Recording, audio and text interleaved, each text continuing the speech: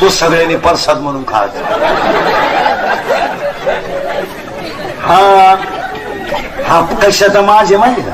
कमी घामात जास्त माल. कामाचा नाही ना, मग कामाचं असल्यावर सरळ राहते माझं.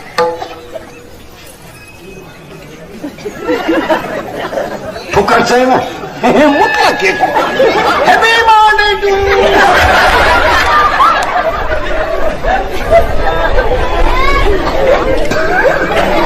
खरंय का खोटंय? खरंय. काय नाही. आणि या श्रीमंत माणसाकडे काय झालं महाराज, यांची लक्ष्मी आली फुकाट, त्यांना तेलवान.